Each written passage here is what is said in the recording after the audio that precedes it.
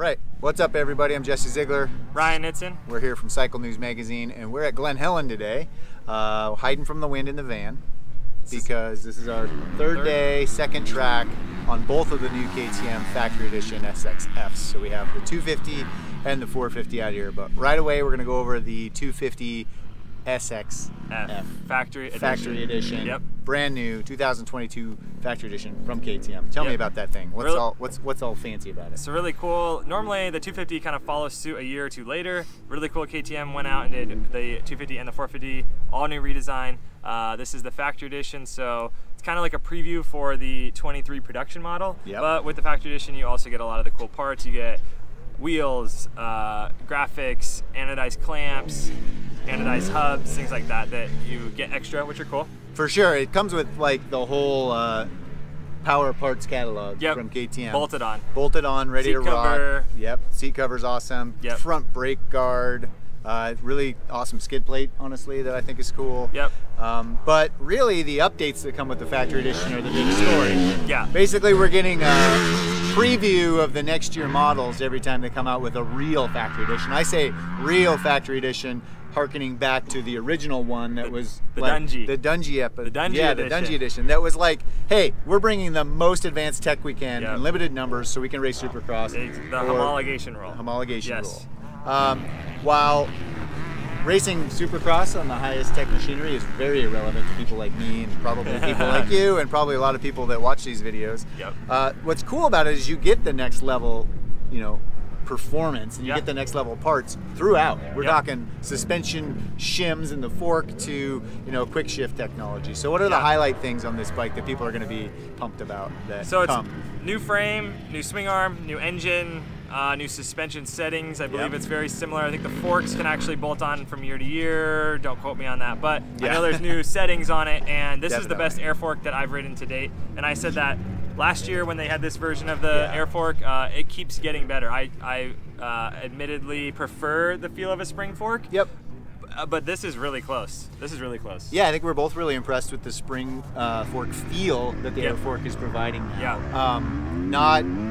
Not as set it and forget it as a spring fork still. You're still going to have to check your pressure throughout the day, at least one time from cold to hot to make sure you're in range. Kind of like your tires. Kind of like your tire pressure a little bit. And then, but otherwise the actual feel of the fork, even on the nasty sort of inconsistent bumps here at Glen Helen or the more traditional rocky almost terrain that Fox Raceway had, no surprises from that fork. No, in the past it's been kind of vague, I feel like, and that top bit of the stroke when you settle it into a corner, that's gone. This is super predictable. It's still very light on the front end, like what we like about an air fork. It turns really nicely. You're not fighting the front end, but now you get a little bit of that extra plushness at the top, which I think they hit the mark on that. Really good. For sure.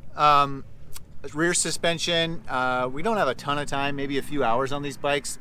In my opinion, it feels a little soft overall, but I'm pushing 180 pounds. Like, that spring is at the very max probably of its range for suitable riding. If I go up a spring rate, then I would probably have a better overall opinion of it. But in general, suspension is compliant, I would say. There's no harshness or nastiness in the suspension. We're both on the bigger end for a 250F, and so it works good. The way the frame transfers the load of the shock is new, so you don't get as much rigidity and that feeling to your hands because the way it transfers the load. So I feel good. It's a little soft. We could mess around with it and go maybe a little stiffer up a spring on the shock, but overall pretty solid. A more compliant feel from KTM than we've had in the past. Yeah, they've been slowly getting this way, but this is a big jump up. Yeah, totally.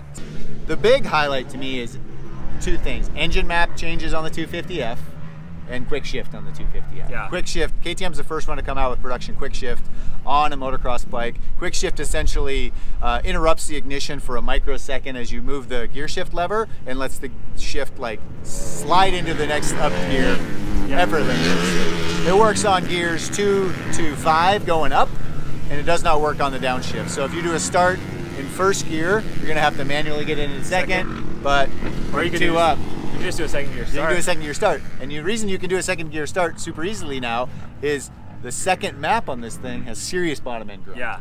It's a lot different mapping than what KTM has been in the past. A lot of times Yeah. it revs just so high and has a ton of over rev. Yep. Now with that second map, it does have a lot of grunt, almost like the Japanese bikes. Yeah, almost like a Yamaha, which is a Yep. power plant we love in a 250F because it gives us that, you know, grunt to get through an obstacle that we can shift up Yep. to carry that momentum.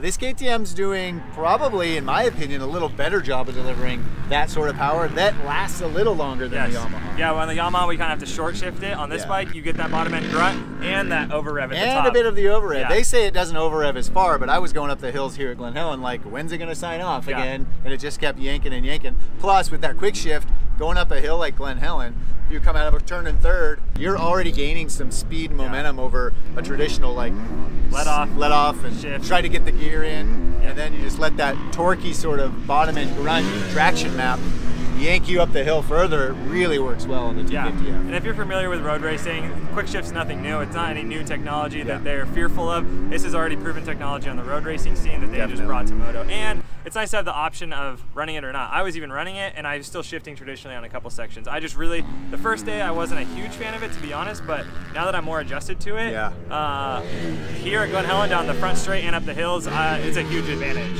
Yeah, I would leave it on all the time, especially on the 250F, because what Yeah. it does is it just keeps your momentum going. If you're a guy that has a hard time finding momentum on a 250F and keeping it, like you're always bogging down or missing shifts, quick shift is going to accentuate, it's going to make you a little bit better. But really the power difference coming from that map is significant. It can't be understated that it's a lot different than it has been in the past. If you go back to the map 1, we'll call it, it's the top light. That's going to be more of a traditional KTM map. It's going to have a little bit softer, smoother, linear power delivery, but then it's going to go Keep until carrying. you probably run out of real estate to ride before you're going to need to shift. Yeah. The platform, it feels more compact than years past. It's narrower at the tank, I think. Yeah. The big long shrouds are also really skinny. Yeah, it took us a little bit first sitting on it to adjust to the shrouds, but once you ride, you don't really notice it that much. The biggest thing that I noticed is the seat design. I feel like in the past, the KTM, the Husky, they've had that neutral rounded seat. Yeah. Now they're almost back to like almost a Japanese style seat where it's got the taller side edges. Yeah, almost like a bigger square you sit on. Yeah, and you can kind of, I think it helps you move the bike around a little bit better when you sit it into a corner or you're kind of like sitting halfway on the seat. Yep. So I'm a fan. I like it. Yeah, across the board, I think it looks great. It's going to turn some heads. It's got a Red Bull graphic on it. So, like, if you're the kind of guy that wants a Red Bull graphic, that's your bike. You want orange hubs. You want an orange sprocket. You want orange spoke nipples. You want orange triple clamps. You want put it in your orange truck. This is the bike for you. Yeah.